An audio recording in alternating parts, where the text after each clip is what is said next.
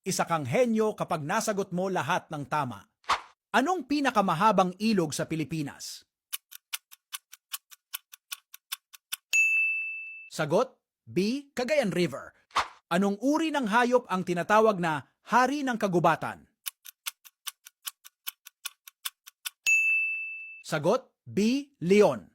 Anong bansa ang kilala bilang Land of the Rising Sun?